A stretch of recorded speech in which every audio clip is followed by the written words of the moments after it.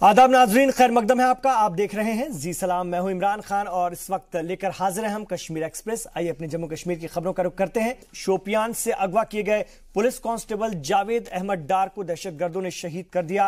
वाज़ेह है कि एक रोज कबल दहशतगर्दों ने जावेद डार को उनके आबाई गांव वेहिल शतवातन से अगवा किया था और भाई के मुताबिक वो दवा लेने गए थे जावेद, और मेडिकल शॉप पर जब गए तभी सेंट्रो कार पर सवार चंद दहशतगर्दों ने बंदूक की नोक पर उन्हें उठा लिया और आज सुबह 7 बजे के करीब कुलगाम जिले के परिवान इलाके में उनकी लाश मिली। शहीद जावेद शोपियान के साबिक एसएसपी शैलेंद्र मिश्रा के साथ तैनात थे। फिलहाल उनकी पोस्टिंग श्रीनगर में थी और पूरी रात बेचैनी में गुजारने वाले अहले खाना को जब जावेद की शहादत की खबर मिली तो घर में कोहराम मच गया।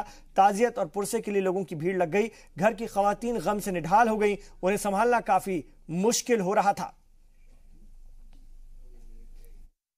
कल शाम को इन्होंने पता नहीं नाम बंदूक बरदार थी या दूसरे कुछ और थे, उन्होंने उठाया।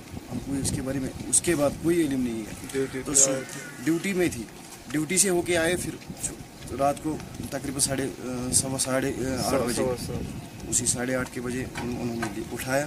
तो सुबह हमने उसकी लाश उठाई। वो तो पूरा कन्फर्म नहीं है, तकरीबन बाकी लोगों के कहने के मुताबिक 4 बंदे थे। एक सेंट्रो गाड़ी में आए थे, ड्यूटी श्रीनगर में थी।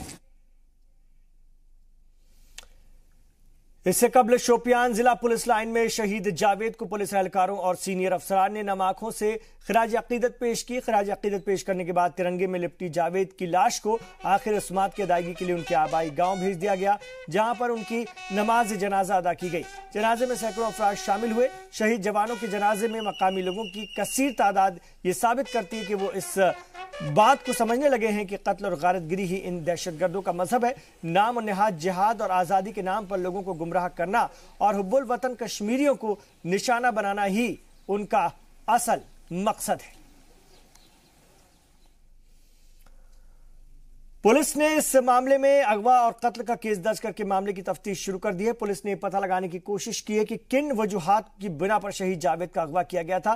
तफ्तीशी टीम इसके अलावा दहशतगर्दों की शिनाख्त के लिए उन लोगों को तलाश कर रही है जिन्होंने अगवे की इस वारदात को देखा। पुलिस उन लोगों से भी पूछताछ कर रही है जिन्होंने परिवार में सबसे पहले लाश को देखा।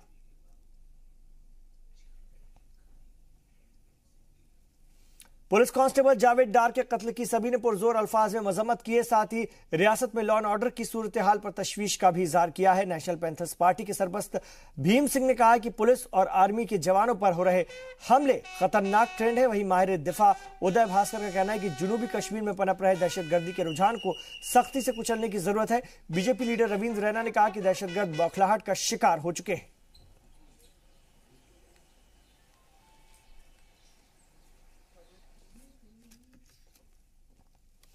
जैसे ही शहीद जावेद अहमद डार की लाश उनके घर पहुंची, उनकी मां बिलक बिलक कर रोने लगी। चारों तरफ माहौल गमगीन हो गया और हर तरफ उदासी का मंजर था। मिलिटेंट्स के खिलाफ गुस्सा था और ऐसे माहौल में हजारों की तादाद में लोगों ने जावेद को सुपुर्द खाक किया।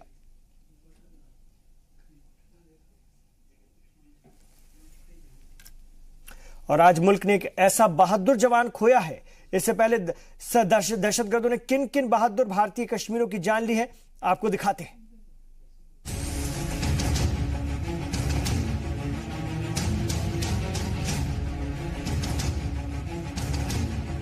बुरहान गैंग को मुल्क परस्त मुसलमानों ने मिलकर खत्म किया था।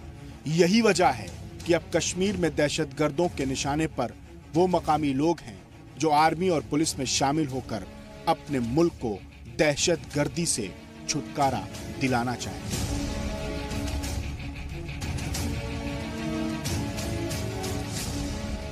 दस मई 2017 को मिलिटेंट्स ने शोपियां में लेफ्टिनेंट उमर फयाज का कत्ल कर दिया था। उमर फयाज शोपियां में एक शादी में शामिल होने गए थे। 9 और 10 मई की रात दहशतगर्दों ने उमर फयाज को अगवा किया। दहशतगर्दों ने पहले उन्हें बुरी तरह से पीटा, बाद में उनका बेरहमी से कत्ल कर दिया। कुलगाम के रहने वाले उमर 2016 में आर्मी में शामिल हुए थे। दहशतगर्द अब कश्मीर के सच से डरे हुए हैं। जम्मू कश्मीर पुलिस के जाबाज अफसर फिरोज अहमद डार को भी मिलिटेंट्स ने मारा था। 16 जून 2017 को मिलिटेंट्स ने इंस्पेक्टर फिरोज अहमद डार का कत्ल किया। दहशतगर्दों ने फिरोज अहमद डार की गाड़ी पर हमला किया था। इसके बाद हमला हुआ श्रीनगर के बीचों बीच, जब डीएसपी अय्यूब पंडित की पीट पीट कर जान ले ली गई। 22 जून 2017 को रमजान के दौरान डीएसपी अय्यूब पंडित को भीड़ ने घेर लिया। वो श्रीनगर के नौहट्टा में जामिया मस्जिद के बाहर तैनात और अलहदगी पसंद लीडरान के उकसाने पर भीड़ ने अय्यूब पंडित पीट पीट मार डाला। वहीं दहशतगर्द समीर टाइगर के एनकाउंटर में शामिल रहे 44 राष्ट्रीय राइफल्स के जवान औरंगजेब को भी मिलिटेंट्स ने अगवा करके कत्ल किया था। वो पुंछ के रहने वाले थे। 14 जून 2018 को दहशतगर्दों ने राइफलमैन औरंगजेब को शोपियां से अगवा करने के बाद मार डाला था।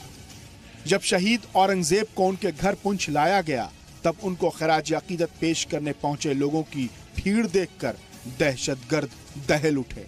ये कश्मीर की ताकत है जो हिंदुस्तान के साथ है।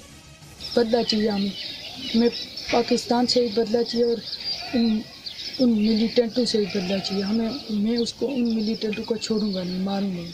सेना में भर्ती होकर उधर ही अपनी पोस्टिंग करूंगा, उसी जगह जिस जगह औरंगजेब भैया थे हमारे, उसी जगह उनको भी मारूंगा। इस शहादत की कीमत खुद आर्मी चीफ ने समझाई जब वो राइफलमैन औरंगजेब के घर पहुंचे थे और उनके अहले खाना से मिलकर बताया कि पूरी आर्मी, पूरे मुल्क को औरंगजेब की शहादत पर फख्र है। इसके बाद वजीर दिफा निर्मला सीतारमण भी औरंगजेब के घर गए। साफ है कि अब दहशतगर्द कश्मीरियों को मिल रहा सरकार का साथ देखकर परेशान हैं। वो सॉफ्ट टारगेट पर हमला कर रहे हैं, यानी उन जवानों पर हमला कर रहे हैं जो मकामी हैं। तो अब सवाल ये उठता है कि ये जो दहशतगर्द हैं, ये जो मिलिटेंट हैं, जो कश्मीरी और कश्मीरियत की बात करते हैं, वो खून किसका बहा रहे हैं? वो किसके ख्वाबों के कश्मीर को पूरा कर रहे हैं? वो कश्मीर के मुतालबात किसकी बुनियाद पर उठा रहे हैं? ब्यूरो रिपोर्ट, जी मीडिया। इधर बीजेपी के रियासती सदर और fire brand leader Ravindra Raina ने पुलिस कांस्टेबल जावेद के कत्ल की सख्त अल्फाज में मजम्मत की। उन्होंने जी मीडिया नुमाइंदे राजन वैद्य से बात की। पहले सेना का जवान औरंगजेब और उसके बाद अब पुलिस के जवान को भी अगवा किया जाता है और उसके बाद उसको मार दिया जाता है। इस पे बात करेंगे। रविंद्र रैना स्टेट प्रेसिडेंट हैं बीजेपी के, कैसे देखते हैं? ये पाकिस्तान के दहशतगर्द कश्मीर को बर्बाद करना चाहते हैं। इन पाकिस्तान के दहशतगर्दों का एक ही मिशन है, बेगुनाह कश्मीरियों का कत्ल करो। ये कश्मीरियों के दिल से हिंदुस्तान को निकालना चाहते हैं। ये पाकिस्तान के दहशतगर्द बंदूक के साए में ये कोशिश कर रहे हैं कि कश्मीरियों के दिल से हिंदुस्तान निकले। ऐसा होने वाला नहीं है और पाकिस्तान बौखलाहट में है। जिस तरीके से आज जम्मू कश्मीर के लोग हिंदुस्तान की आर्मी को ज्वाइन कर रहे हैं, देश को ज्वाइन कर रहे हैं, मेन स्ट्रीम में आ रहे हैं, उससे ये दहशतगर्द बौखलाहट में है। इन दहशतगर्दों को बख्शेंगे नहीं। लेकिन आपको लगता है कि पुलिस जवान और सेना के जवानों को जिस तरह से अगवा किया जाता है, क्योंकि पहले वो ईद के मौके पर घर जा रहा था औरंगजेब और अब ये जो है एक दवा लेने जा रहा था, ये तो कोशिश की गई है, ये कोशिश की है, ये गद्दारी है, दरिंदगी है पाकिस्तान की। बेगुनाह लोगों का कत्ल करना। पहले रमजान के महीने में लोगों को नमाज नहीं पढ़ने दी पाकिस्तान ने, फिर ईद नहीं मनाने दी और अब बेगुनाह लोगों का कत्ल। तो मोरल डाउन करने की कोशिश है। तो मोरल डाउन नहीं हो सकता, मोरल कभी डाउन नहीं हो सकता, लेकिन आतंकवादी जरूर डाउन हो जाएंगे। तो अब आपको क्या लगता है किस तरह की सख्त कार्रवाई करनी होगी? क्योंकि जिस तरह से छोड़ेंगे नहीं इनको हम छोड़ने वाले नहीं। ये जो लोग बेगुनाह लोगों का कत्ल करेंगे, इनको छोड़ेंगे नहीं। सर, इसके साथ साथ मैं ये जानना चाहूँगा कि इस तरह जब बीजेपी यहाँ पावर में आई थी तो इस एक लोगों से वादा किया गया था कि जम्मू का जो है सीएम दिया जाएगा, हिंदू सीएम दिया जाएगा। क्या आपकी मनोकामना जल्दी पूरी करेंगे? तो आप ये मानते हैं कि जल्दी पूरी होने वाली है? कोई बातचीत चल रही है? ठीक होंगे, पहले हमने हालात ठीक करने हैं। अभी सरकार बनाने की कोई पहल नहीं होगी। तो हालात ठीक होते हैं तो हिंदू सीएम मिलेगा? देखिए, ये ऊपर वाला जानता है, हम तो कोशिश में लगे हैं साहब। मतलब आप कोशिश में लगे हैं कि हिंदू सीएम दिया जाए जम्मू में, ताकि अगली बार जम्मू के जो वोट हैं वो ज्यादा मिले? वोट नहीं साहब, बात देश की है, तिरंगे झंडे की है। देश मजबूत करना हमारा फर्ज है, करेंगे। तो क्या मायने रखता है हिंदू हो, मुस्लिम चीफ मिनिस्टर हो? सारे जहां से अच्छा हिंदुस्तान हमारा, हम बुलबुले हैं इसकी, ये गुलस्तान हमारा। तो रविंदर रैना कहीं ना कहीं साफ है इशारा देते हुए कि बातचीत चल रही है और जो लोगों से इन्होंने एक तरह से वादा किया था जम्मू में कि एक हिंदू सीएम दिया जाएगा, उस पर भी हालात ठीक होने पर बातचीत हो सकती है। इस तरह के इशारे देखने को मिले हैं। कैमरामैन आशु के साथ राजन वैद, जी मीडिया जम्मू। वहीं बीजेपी के एमपी जुगल किशोर ने भी कांस्टेबल जावेद के कत्ल पर अफसोस का इजहार किया है। उन्होंने कहा कि मिलिटेंट्स पर हो रही कार्रवाई की वजह से वो बौखलाए हुए हैं।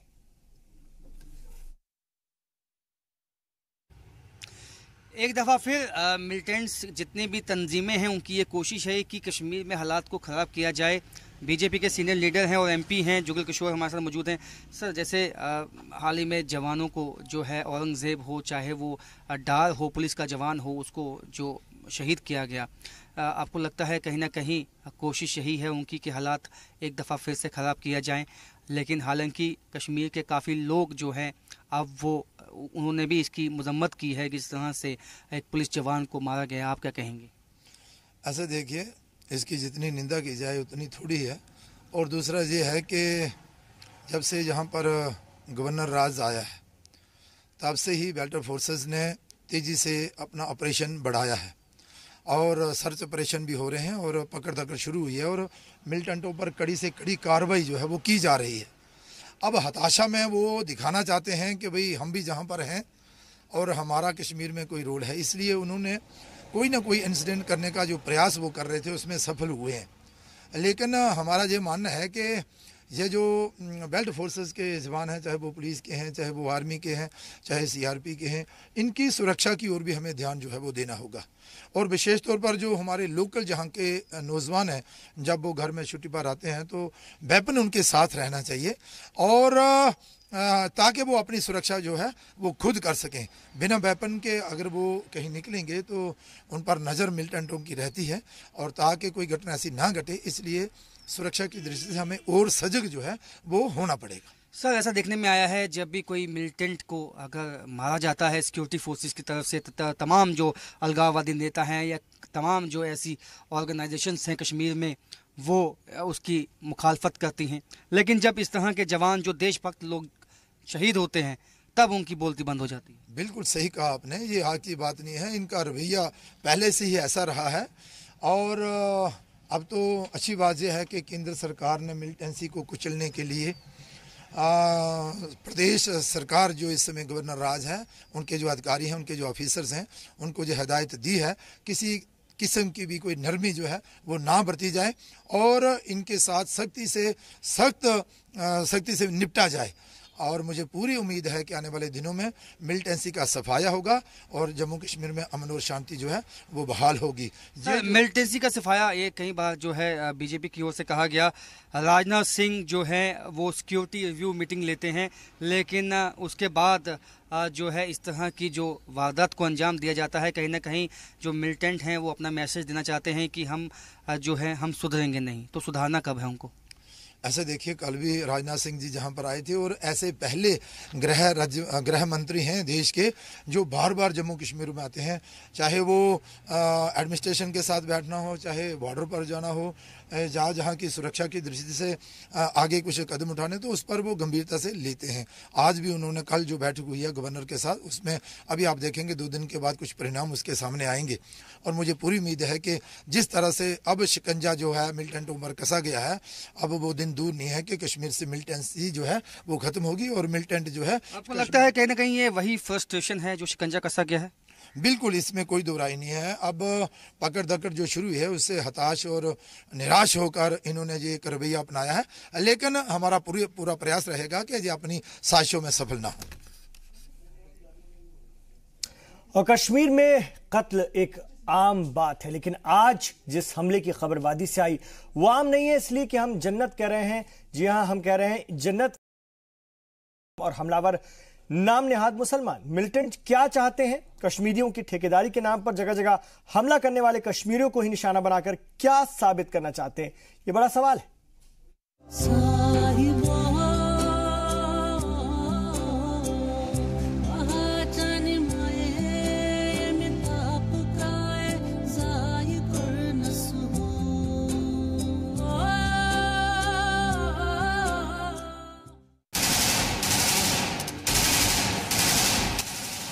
जुनूबी कश्मीर के पुलवामा में हनीफिया मस्जिद के इमाम को निशाना बनाया।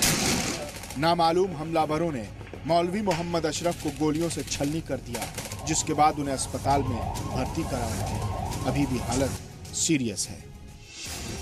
सवाल उठ रहे हैं कि मौलाना मोहम्मद अशरफ मुसलमान भी हैं, हनीफिया मस्जिद के इमाम भी हैं, कश्मीरी भी हैं, फिर क्यों निशाना बनाया, क्यों उन पर गोली चलाई, क्या कसूर है उनका?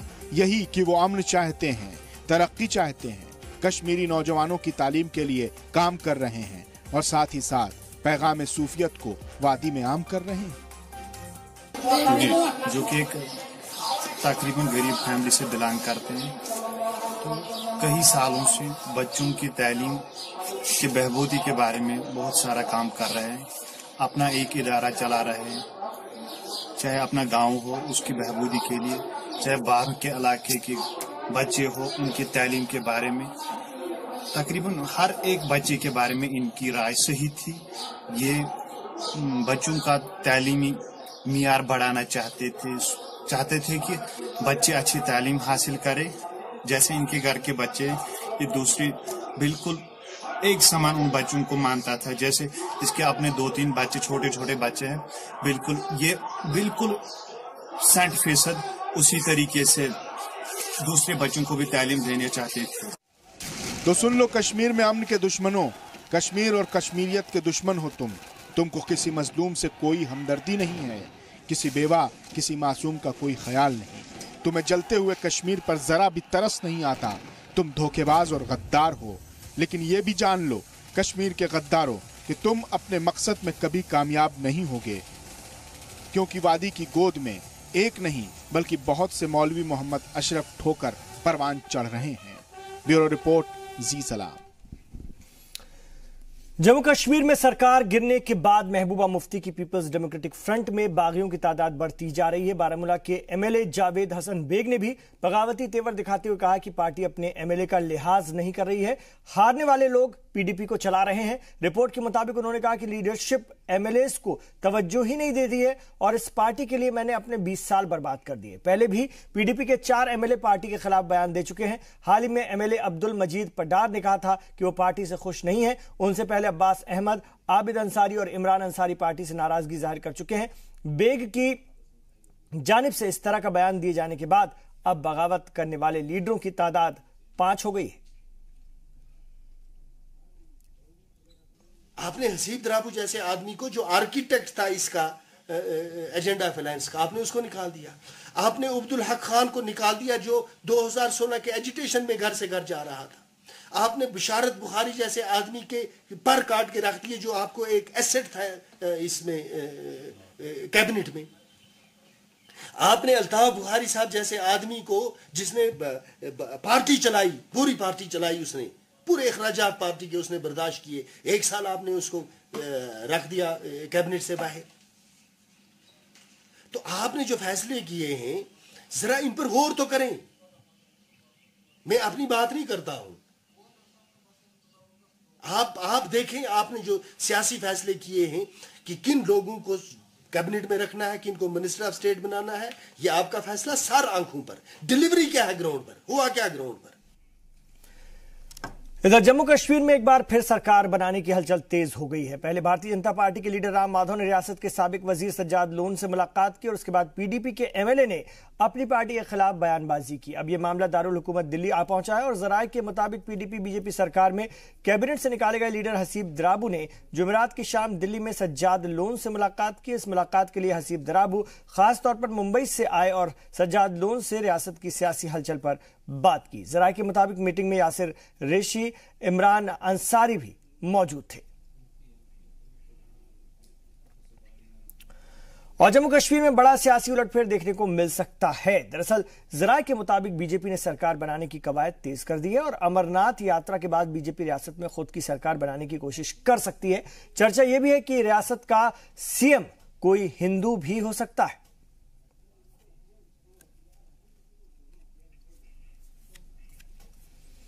इधर भारतीय जनता पार्टी की स्टेट वाइस प्रेसिडेंट दरक्षा अंद्राबी ने पीएम मोदी से अपनी मुलाकात के बारे में जानकारी दी। उन्होंने कहा, जी सलाम से खासतौर से बातचीत करते हुए साफ इशारा दिया कि बीजेपी रियासत में सरकार बनाने की कोशिश में है। हमारे साथ state vice president doctor Darakhshan Andrabi मौजूद हैं। बहुत बहुत शुक्रिया डॉक्टर साहब बात करने के लिए। पहले बताएं कि प्राइम मिनिस्टर से कल ही आपकी मुलाकात हुई, क्या कुछ इश्यूज थे जिनको लेकर आप प्राइम मिनिस्टर से मिली? देखिए, प्राइम मिनिस्टर साहब ने कॉल किया था और ये मेरे लिए पहले खुशनसीबी है कि मुझे मौका मिला उनसे मिलने का, क्योंकि वो अब सिर्फ हमारे नेशन के लीडर नहीं है, पूरी वर्ल्ड के वो कदावर नेता है। वहाँ पे जिन इशुओं को लेके बात हुई वो तजम्मुल साहब यूँ थे कि कश्मीर के प्रेजेंट सिचुएशन और जम्मू कश्मीर में जो एक खला पैदा हो गया है उसके लिए उनको बहुत चिंता है, बहुत फिक्र है कि कैसे लोगों को फ़ायदा दिया जाए, कैसे लोगों का काम किया जाए और लोगों के फलाह व बहबूद के लिए जो मरकज़ी स्कीमें हैं वो लोगों तक कैसे पहुंचाई जाए। चूँकि गवर्नमेंट थी जी, और गवर्नमेंट में पब्लिक रिप्रेजेंटेटिव होते हैं और अब उससे हमने दामन खींच लिया, बीजेपी ने दामन खींच लिया, क्योंकि कुछ ऐसी बातें थी जो शायद आड़े आ रही थी वो काम करने में, तो वो आज रोडे नहीं है तो हम काम कर सकते हैं, क्योंकि गवर्नर रूल में सेंटर का बाज़ाबिता हाथ होता है, आपको पता है। तो हम इसीलिए चाहते हैं कि लोगों को कोई तकलीफ ना हो जाए। ये बातें खासकर हमारे 20 मिनट की मुलाकात थी, जो जैसा कि आप जानते हैं 20 मिनट के मुलाकात में हमें लगता है कि 10 मिनट पर सिर्फ जम्मू कश्मीर की प्रॉब्लम्स को लेकर बातचीत हो गई। और सबसे बड़ी बात थी, जो सबसे बड़ी जो बड़ा इशू हमारे सामने आ गया वो जम्मू कश्मीर के यूथ्स को लेकर आ गया कि जम्मू कश्मीर के यूथ, जो एजुकेटेड यूथ्स है, जो अनएम्प्लॉयड यूथ्स है, वो सही दायरा में काम कैसे करेंगे, उनको हम सही दायरे में कैसे लाएंगे। जो थोड़े से रोष है हमारे यूथ्स में, रोष है, नाराजगी है, वो नाराजगी कैसे दूर की जाए। और ये सबसे बड़ी बात एक प्राइम मिनिस्टर के दिल में, एक रियासत के एक छोटे से हिस्से को लेकर बहुत वही डॉक्टर साहब, चूंकि आपने भी अपनी तरफ से बात रखी होगी, प्राइम मिनिस्टर साहब बड़े वसी दिल के मालिक हैं, तो जो मौजूदा मखदूश सूरत हाल है आपने क्या तजवीज़ रखी कि किस तरह से इससे निकला जा सके, क्योंकि गवर्नर रूल जो है मतबादल नहीं हो सकता सियासी इस्तेकाम का। सही फरमाया आपने कि गवर्नर रूल इसका सबस्टिट्यूट नहीं होता है, लेकिन जब ऐसे हालात रियासत में पैदा हो जाते हो, चाहे जम्मू कश्मीर हो या कोई और हमारी रियासत हो, तब मजबूरन सेंट्रल गवर्नमेंट को यहाँ पे किसी भी जगह पे गवर्नर रूल या प्रेसिडेंशियल रूल लागू करना पड़ता है। यहाँ भी ऐसे हालात बन चुके थे शायद। आपने क्या तजवीज़ रखी? हाँ, कि अब अपनी तरफ से ये तजवीज़ रखी है कि एक तो हमें आखिरी इंसान तक पहुंचना है, चाहे वो गवर्नर रूल है या अब चूंकि अटकलें हैं, हम ये भी चाहेंगे कि हम डेमोक्रेसी को फोत ना किया जाए। तो द्रक्षा अंद्राबी भी इशारे दे रही हैं, वजीर आजम से मुलाकात करके लौटी और उनका कहना है कि हमारी कोशिश रहेगी कि डेमोक्रेसी को बचाए रखा जा सके, यानी बीजेपी पूरी कोशिश करेगी हुकूमत साजी की। तजम्मुल, हमारे कश्मीर ब्यूरो चीफ सैयद तजम्मुल हमारे साथ श्रीनगर से और जम्मू से राजन वैद्य जुड़ गए हैं, उन दोनों से बात करेंगे। दोनों लगातार खबरें पहुंचा रहे हैं। अगर हम वादी की बात करते हैं सैयद तजम्मुल, क्या चर्चा है और बीजेपी की तरफ जाने की भी कोशिश में है, पीडीपी के कुछ लोग राब्ते में भी हैं, इन हालात में बीजेपी किस तरह से कोशिश करे, क्योंकि उसे वादी से भी सपोर्ट की जरूरत होगी? बिल्कुल, देखें जिस तरह से इतलात अब फराम हो रही है कि नई दिल्ली में कल जो मीटिंग हुई है, जो ताज डिप्लोमेट होटल में मीटिंग हुई है, उसमें डॉक्टर हसीब द्राबू के साथ साथ सज्जाद गनी लोन, यासिर रेशी, इमरान अंसारी समेत कई एक लीडरान को देखा गया था जो कल तक महबूबा मुफ्ती या मुफ्ती सरकार के काफी नजदीक शुमार किए जाते थे। सियासत में कब क्या ड्रामाई तब्दीली होगी ये सब गैर मुतवक्किल तौर पर होता है, लेकिन वहीं जराए से मालूम हुआ है कि एंटी डिफेक्शन लॉ को अवॉइड करते हुए जम्मू कश्मीर में भारतीय जनता पार्टी को पीडीपी से 18 मेंबरान की जरूरत है, जिनके लिए मुझे जो अब से कुछ देर पहले मैंने कई एक लीडर से बात की, उन्होंने कहा कि 18 से भी ज्यादा है। लेकिन सारा कुछ अब दारोमदार जो है, क्योंकि रियासत के साबिक वजीर खजाना सैयद अल्ताफ बुखारी की वालिदा का इंतकाल होने के बाद आज पीडीपी के तमाम लीडर शुमारी कश्मीर के लडूरा इलाके में उनके घर पे देखे गए और ऐन मुमकिन है कि चंद दिनों में साबिक वजीर आला महबूबा मुफ्ती, साबिक रियासत के डिप्टी चीफ मिनिस्टर और मौजूदा लोकसभा मेंबर मुजफ्फर हुसैन बेग श्रीनगर पहुंचेंगे, जिसके बाद अब्दुल मजीद पडर, जावेद हसन बेग समेत एमएलए शोपियान, एमएलए बच्ची और कई शहरी श्रीनगर से कई लीडरान हैं, कई मेंबरान कानून साजा या कानून साज काउंसिल के हैं, जो इस भारतीय जनता पार्टी और थर्ड फ्रंट के गठबंधन का अहम हिस्सा होंगे। लेकिन कुल मिलाकर जो अभी तक चैलेंज सबसे बड़ा था कि क्या भारतीय जनता पार्टी अब की बार पीपल्स डेमोक्रेटिक पार्टी के 18 मेंबरान का एतमाद हासिल करने में कामयाब हो जाएगी। फिलहाल इसमें कहीं पर भी रुकावटें खड़ी नजर नहीं आती है। वह इसका मतलब ये हुआ कि बीजेपी और पीडीपी के रिबल एमएलए जो हैं, जो बागी हैं, जो निकल जाना चाहते हैं वजीर आला की तनकीद करते हुए, एक अच्छा फोरम है जो आइंदा कुछ दिनों में शायद हम एक बार फिर आवामी हुकूमत को किसी भी तरह से कोई भी वजीर आला हो लेकिन देख पाएंगे। जी, और राजन वैद हमारे प्रिंसिपल कॉरेस्पॉन्डेंट इस वक्त जम्मू से हमारे साथ हैं। आप रविंद्र रैना से भी बात कर रहे थे, बीजेपी के रियासती सदर हैं, वो भी साफ तौर पर तो नहीं लेकिन कह रहे थे जरूर कि काम चल रहा है। आपका सवाल था कि क्या कोई नॉन मुस्लिम सीएम बना सकती है बीजेपी, लेकर आ सकती है, तब भी उन्होंने कहा कि अभी कुछ नहीं, सारे जहां से अच्छा हिंदुस्तान हमारा। तो इन इशारों के पीछे क्या सियासी उठापटक चल रही है, कुछ बताएंगे राजन? देखिए इमरान, इसमें दो बातें बहुत अहम हैं जो दिखने वाली हैं। सबसे पहली बात है कि क्या बीजेपी हुकूमत बनाना चाहती है, और फिर ये सवाल उठता है कि अगर ये हुकूमत बनेगी तो अगला सीएम कौन होगा। ये तो तय है कि महबूबा मुफ्ती अगली सीएम नहीं होंगी। इसमें ये बीजेपी के जितने भी साबका मंत्री हैं या नेता हैं, उन सब ने एक बात बिल्कुल वाज़ेह तौर पे ये मानी है कि हाँ, हुकूमत साजी की जो कोशिश है वो होगी अमरनाथ यात्रा के बाद। अभी उनका जो एक प्रायोरिटी है वो कि अमरनाथ यात्रा अच्छे ढंग से चले और इस यात्रा के दौरान कोई ऐसी गड़बड़ ना हो जम्मू कश्मीर में। अब जब अमरनाथ यात्रा के बाद अगर हुकूमत साजी करनी है, इसका ये साफ मतलब है इमरान, ये समझना होगा कि जब बीजेपी ने समर्थन वापस लिया तभी से ये बातचीत पीडीपी के अंदर चल रही थी। नाराज जो उनके मंत्री हैं, उनके लीडर हैं, इसका मतलब उनके पीडीपी के लीडरों ने पहले ही हामी भरी थी, पहले ही कहीं न कहीं पार्टी में फूट पड़ी थी, जिसको बीजेपी ने भांप लिया था और उसको देखते हुए ही ये समर्थन वापस लिया हालात ठीक करने के लिए कश्मीर के अंदर। अब ज्यों ही हालात ठीक हो जाएंगे, हुकूमत साजी की कोशिश होगी, क्योंकि बीजेपी के लीडरान का भी कहना है कि नंबर उनके लिए इतना मुश्किल नहीं होगी। इसका मतलब है अगर नंबर मुश्किल नहीं होगी तो बातचीत कहीं ना कहीं बहुत आगे जा चुकी है, और इसमें अब सीनियर लीडर को इन्वॉल्व करने की कोशिश है पीडीपी के। जिस तरह से कल जो हसीब द्राबू ने मुलाकात की है, एक सीनियर लीडर हैं, उनको भी लाना है बीच में। तो ये तो वाज़ेह तौर पे हुकूमत बनेगी। बिल्कुल, शुक्रिया आपका दोनों का इस पूरी जानकारी के लिए, पूरी बातचीत के लिए। यार को एक छोटे से वक्फे के लिए लौटेंगे कश्मीर एक्सप्रेस में और भी खबरों के साथ।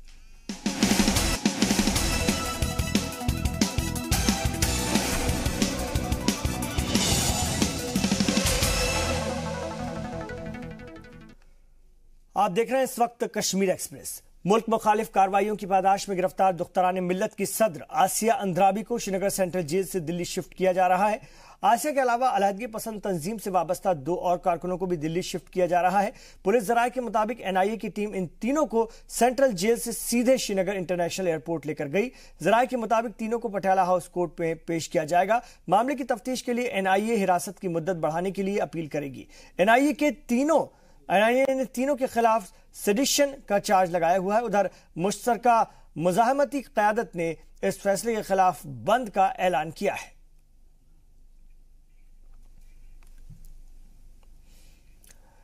और लगातार 2 दिनों तक रुके रहने के बाद अमरनाथ यात्रा आज से शुरू हुई, लेकिन सिर्फ एक रास्ते से। बता दें कि अमरनाथ जी के दर्शन के लिए 2 रास्तों से पहुंचा जाता है, बालटाल और पहलगाम। मौसम में सुधार के बाद पहलगाम से यात्रा को हरी झंडी मिल गई है, जबकि बालटाल का रास्ता अभी भी नहीं खुला है। वाज़ेह हो कि खराब मौसम और बारिश की वजह से गुज़िश्ता 2 दिनों से यात्रा मुतासिर है। लैंडस्लाइड की वजह से कई अकीदतमंदों को जान भी गंवानी पड़ी है। गुज़िश्ता 2 दिनों के मुकाबले में मौसम में कुछ सुधार हुआ है। इंतजामिया की जानिब से हालात का जायजा लेने के लिए बाद यात्रा को जारी रखने का फैसला लिया जाएगा। आपको बता दें कि अब तक तकरीबन 68,000 अकीदतमंद अमरनाथ की यात्रा कर चुके हैं, उनकी ज़ियारत कर चुके हैं।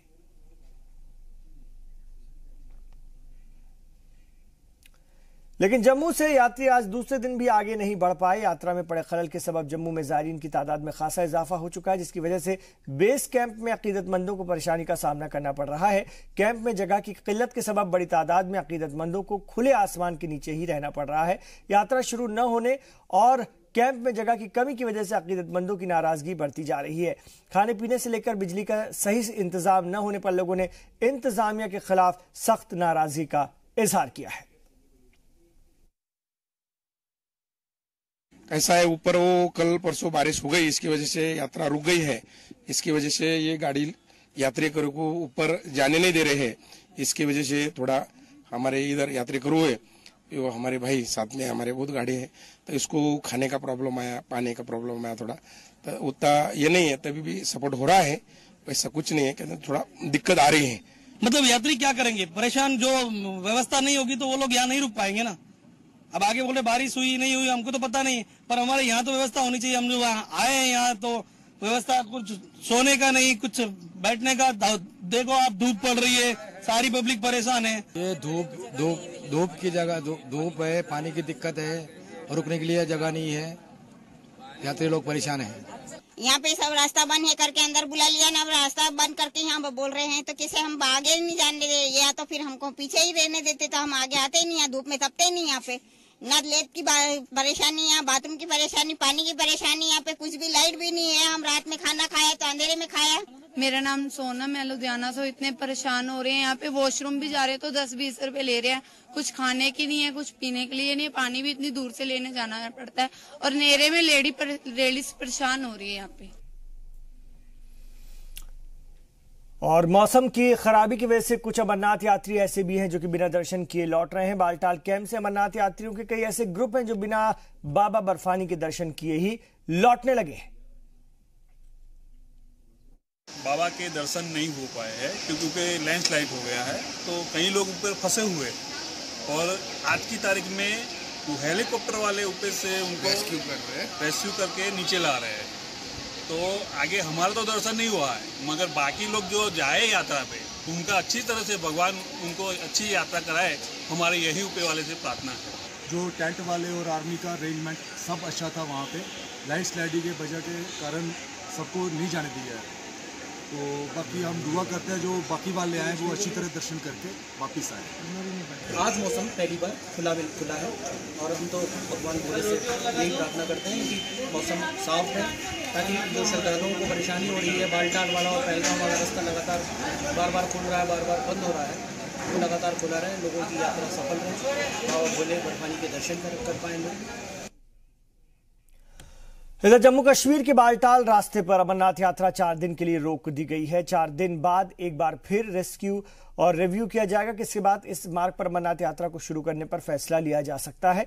जानकारी के मुताबिक जम्मू कश्मीर के गवर्नर NN वोरा हालात का जायजा लेने के लिए बालटाल बेस कैंप पहुंचे, और इस दौरान श्री अमरनाथ जी श्राइन बोर्ड के चेयरमैन भी उनके साथ थे। यहां पर बालटाल मार्ग से अमरनाथ यात्रा पर हाई लेवल मीटिंग हुई। इस मीटिंग में 4 दिन इस रास्ते को बंद करने का फैसला लिया गया है। तो यहाँ फिर लोगों की तादाद, पिलग्रिम की तादाद इस कैंप में बढ़ गई है। तो इस कारण एडवाइजर साहब के साथ मैं और CEO साहब के साथ आए थे ये फैसला करने, ये मशवरा करने यात्रा आगे कैसे चलेगी। तो हमने 2-3 फैसले किए। एक तो जम्मू से लोग जो आएंगे उनको हम शेषनाग की तरफ से भेजेंगे। दूसरा, यहाँ कैंप में जो यात्री यहाँ आगे जाना चाहते हैं वो उनको हम बस दे देंगे, फ्री सर्विसेज, कि पहलगाम जाएं, उस तरफ से चले जाएं। तो जो वहाँ से लोग इकट्ठे हुए हैं जो पैंतरनी वगैरह, उनको वापस लाने के लिए हमने एयरफोर्स की मदद ली है, और 3 मई 17 सुबह से चल रहे हैं। और जो ट्रैक है वहाँ भी हमारे लोग जो हैं, पुलिस के जो ग्रुप्स हैं, MRTP है, QRT है, हमारे जो स्टेट की पुलिस है, वो सारे वो लोग हैं वहाँ मदद कर रहे हैं। तो शाम को फिर रिव्यू करेंगे, देखेंगे कैसे करना है। पुंछ के जंगल में आर्मी ने हथियारों और गोला बारूद का बड़ा जखीरा बरामद किया है। आर्मी अफसर के मुताबिक बरामद सामान में 11 IED के अलावा 2 राइफल, 3 पिस्टल, रॉकेट और प्रोपेल्ड ग्रेनेड के 3 गोले, चीन मेड हथगोले और पाकिस्तानी करेंसी शामिल है। आर्मी ने दहशतगर्दों की हलचल की खबर मिलने पर मेंढर सेक्टर में लाइन ऑफ कंट्रोल के पास सर्च ऑपरेशन छेड़ा और हथियारों का जखीरा बरामद किया।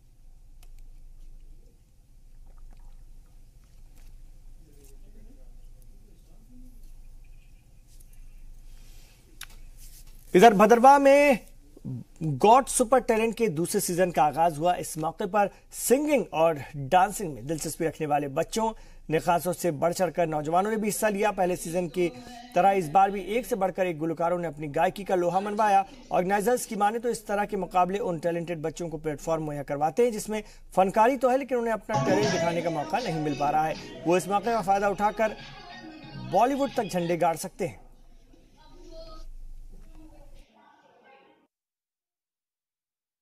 हमें मतलब हमारे मंजिल तक पहुंचने के लिए एक मौका दिया। बॉलीवुड का हमारे भद्रों से कोई कनेक्शन नहीं है, लेकिन मैं सोचती हूँ कि ये प्रोग्राम कराया किसी न किसी उससे करवाया सर ने कि ताकि हमें आगे निकलने का मौका मिल सके, हम बॉलीवुड में जा सके। हाँ, तो सिंगिंग भी परफॉर्म किया, डांस भी कर लिया, क्योंकि लड़की है कुछ भी कर सकती है। कि यहाँ पे देखा जाए घर वाले दबा के रखते हैं लड़कियों को, बोलते हैं कि नहीं, बढ़ावा नहीं दिया जाता है लड़कियों को। जहाँ भी टैलेंट होता है लड़कियों का देखा जाए, हमने जितना भी देखा अभी तक, हम खुद भी देखते हैं कि लड़कियाँ बोलती हैं कि वो अगर खुद टैलेंट अपना शो करती हैं अपना सिंगिंग या डांसिंग में, तो लेकिन उनका घर वाले सपोर्ट नहीं करते हैं उनको। Bounce on beats dance and studio academy की तरफ से जो लास्ट फर्स्ट सीज़न हुआ था सिंगिंग कंपटीशन, उसका मैं विनर हूँ और मैं इससे बहुत ज़्यादा इंस्पायर होके मैं इंडियन आइडल गया, वहाँ पे पार्टिसिपेट किया और मैंने 4th राउंड तक क्वालिफाई किया। तो मुझे लगता है मेरी तरह और भी बहुत से सिंगर्स यहाँ पे डांसर्स हैं जिनको आगे आना चाहिए और ये बहुत बेस्ट प्लेटफॉर्म है बाउंस ऑन बीट जो अभी प्रोवाइड कर रहा है सभी सिंगर्स और डांसर को। जम्मू कश्मीर हुकूमत ने साबिका PDP बीजेपी सरकार के दौरान मुख्तलिफ महकमों में मुशीर और सलाहकारों की तकर्रूरी को लेकर रिपोर्ट तलब की है। जनरल एडमिनिस्ट्रेशन डिपार्टमेंट की जानिब से जारी हुक्मनामे के मुताबिक एडमिनिस्ट्रेटिव सेक्रेटरीट से उन तमाम मुशीरों और सलाहकारों की तफसीलात तलब की गई है जिनकी साबिका हुकूमत ने तकर्रूरी की थी। GAD के मुताबिक इस हवाले से कुछ महकमों ने इस बारे में मालूमात फराहम कर दी है जबकि कुछ की रिपोर्ट का इंतजार है। महकमों को नोटिस जारी करने का फैसला गुज़िश्ता 4 जुलाई को स्टेट एडमिनिस्ट्रेटिव काउंसिल की मीटिंग में लिया गया था। मीटिंग में महकमों से कहा गया था कि इन मुशीरों और सलाहकारों की कारकर्दगी और उनकी सलाहियत और काबिलियत के बारे में मौजूदा एडवाइजर को रिपोर्ट करें। इसी रिपोर्ट की बुनियाद पर यह फैसला किया जाएगा कि उनकी खिदमात जारी रखी जाए या नहीं।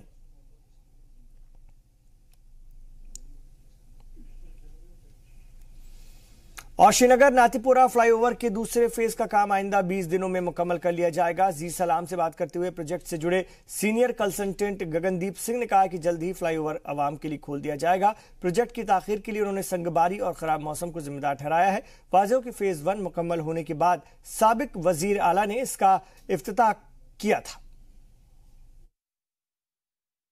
We are trying hard to complete this within this month. तो अगले 20 दिन जी हम वी आर ट्राइंग हार्ड। तो क्या अभी रुकावटें आ रही है अगर इसको 20 दिन के अंदर ना बना सके हम? ये एटमॉस्फेरिक कंडीशंस का भी रहता है और ये जो स्टोन पेल्टिंग होती है ये इसकी वजह से भी हमारा काम थोड़ा स्लो हो जाता है। तो यहाँ पे हुआ था कभी इस तरह? हाँ, हर बार होता है, पिछली बार भी इधर ही हो रहा है। कुछ दिनों से हमारे 10-12 दिन से कंटिन्यू हो रहा है stone pelting. They are throwing stones और अस, हमारे पे भी पत्थर वत्थर गिराते हैं ये, तो कभी हो जाता है उसकी वजह से। और टेम्परेचर की वजह से भी थोड़ा इसमें रहता है क्योंकि इसकी डेंसिटी मेंटेन रखनी पड़ती है क्योंकि हमें पूरी फुल कम्पैक्शन नहीं मिल पाती। तो माने कि अब अगले 1 महीने तक ये रैंप जो है कंप्लीट होगा? जी हाँ, वी आर ट्राइंग हार्ड। तो गवर्नर रूल में कोई परेशानी तो नहीं आई? फंड्स वगैरह की काम चलता रहा? जी हाँ, काम हमारा चलता रहा। कोई रुकावट नहीं? जी नहीं, जी नहीं।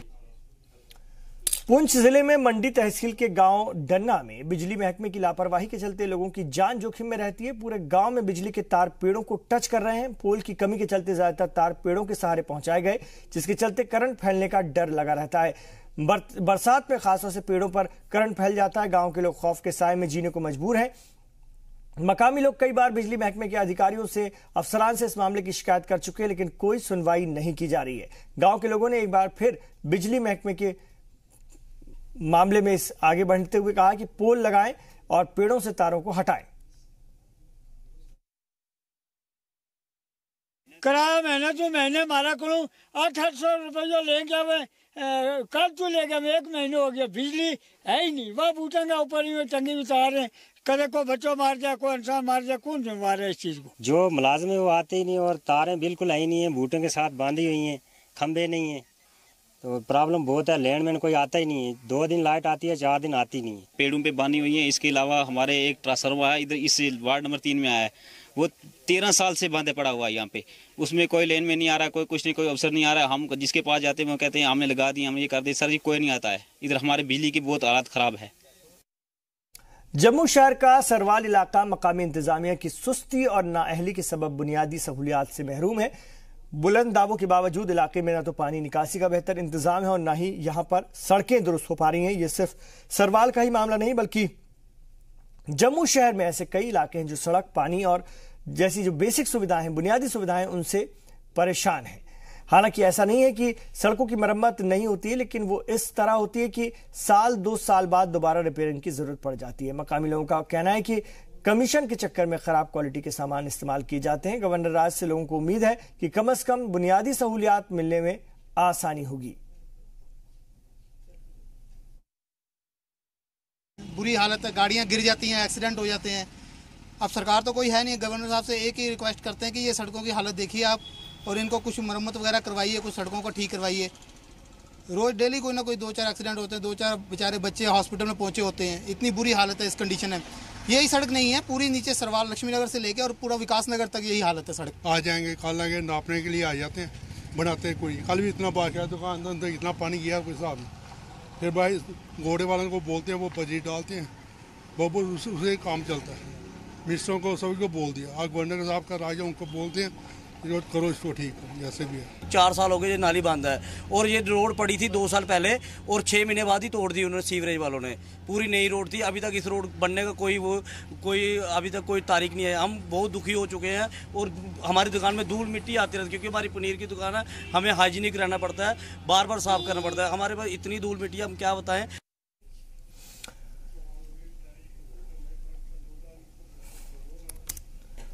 और एक छोटा सा वक्फा हम यहां पर लेंगे, लौटेंगे जम्मू कश्मीर की और भी खबरों के साथ। आप देखते रहिए कश्मीर एक्सप्रेस।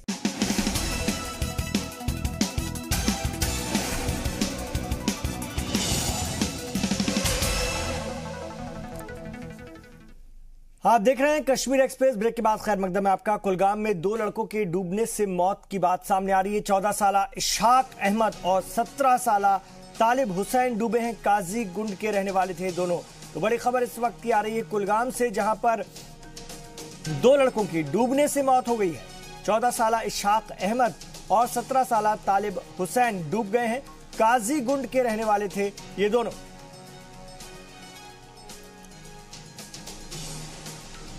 बड़ी खबर। खुर्शीद आराम हमारे रिपोर्टर कुलगाम से फोन लाइन पर हमारे साथ हैं, उनसे मजीद इत्तलात फराहम करेंगे। जानना चाहेंगे इस हादसे के बारे में। खुर्शीद, जानना चाहेंगे आपसे। जी इमरान, एक्चुअली ये जो ये 2 लड़कों की विवाद इशफाक और तालिब की बात जो करते हैं, ये एक्चुअली खाना बदोश है, क्योंकि जम्मू रीजन से आए हैं, कुटवा से आए हैं। क्योंकि ये गर्मी के मौसम में कश्मीर की तरफ आते हैं और जब सर्दी होती है तो उसके बाद ये जम्मू की तरफ रुख करते हैं।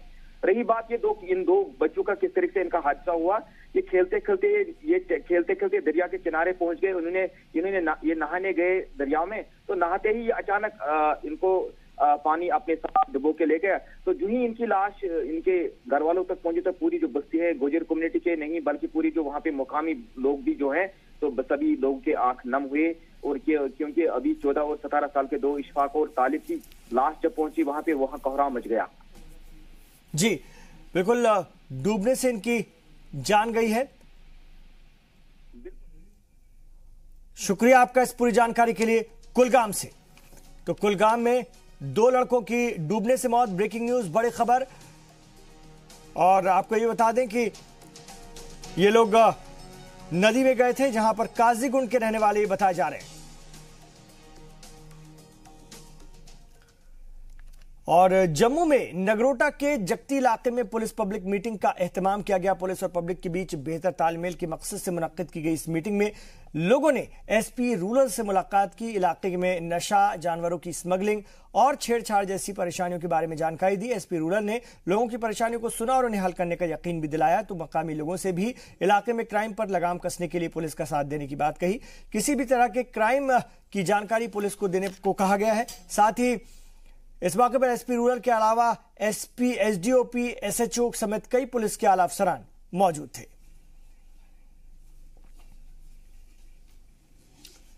ब्लॉक मेडिकल ऑफिसर और मीडिया एसोसिएशन पट्टन की जानिब से एक फ्री मेडिकल अवेयरनेस कैंप का एहतमाम किया गया। कैंप में डॉक्टर, पैरामेडिकल स्टाफ, काउंसलर्स और लैब टेक्नीशियन की टीम शामिल थी, जिन्होंने खासतौर से बैतुल मुकर्रम यतीम ट्रस्ट पलपालन इंस्टीट्यूट में मुनक्किद हेल्थ कैंप में स्टूडेंट्स के फ्री में मेडिकल टेस्ट किए गए और इलाज भी किया गया। इंस्टीट्यूट के प्रिंसिपल ने हेल्थ कैंप मुनक्किद करने पर शुक्रिया अदा किया। इस मौके पर बीएमओ ने आगे भी इंस्टीट्यूशंस के लिए इस तरह की सहूलियात मुहैया कराने का यकीन दिलाया है। बीएमओ साहब पटन का बेहद मशकूर हूँ कि उन्होंने यहाँ आज खुद तशरीफ़ लाकर एक मेडिकल कैंप का इनेकाद किया, जिसमें बच्चों को हेल्थ केयर के हवाले से जानकारी दी गई। इसके साथ साथ मौका पर ही बच्चों का मेडिकल चेकअप किया गया और इसके साथ साथ मुख्तलिफ दवाएं भी बच्चों में तकसीम की गई। मैं डॉक्टर मसद। इधर पुंछ के डीडीसी ने डिस्ट्रिक्ट हेडक्वार्टर से मुनक्किद एक प्रोग्राम के दौरान जिले को ओडीएफ यानी कि ओपन डिफिकेशन फ्री करार दिया। वाजिब की 2013 से लेकर 2017 तक जिले के 56,273 कुनबों में से 6,512 कुनबों में ही IHHL यूनिट्स फराहम कराई गई थी।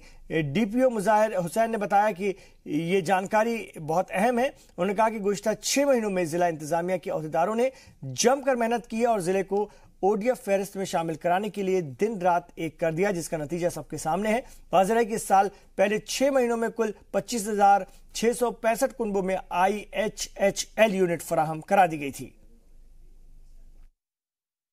स्वच्छ भारत मिशन के तहत जो कि प्रधानमंत्री जी ने चलाया है, उसके तहत हमने 100% MIS कवरेज अचीव कर ली है।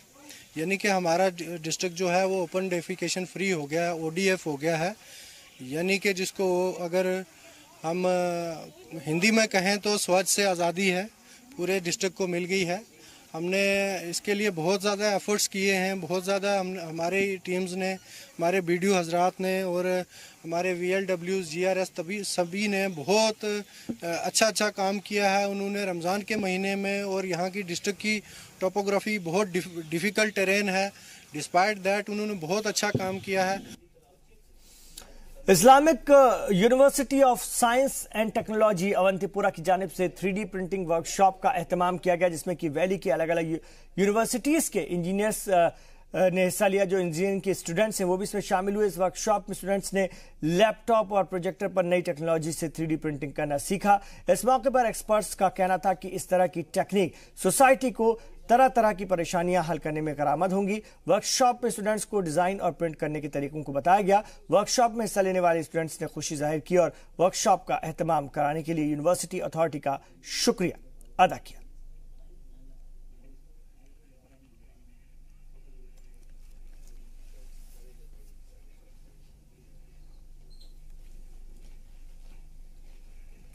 तो नाजरीन, कश्मीर एक्सप्रेस में फिलहाल इतना ही। थोड़ी देर बाद यानी 8 बजे आप देखेंगे हमारा खास programme ground zero Khurshid Rabbani के साथ।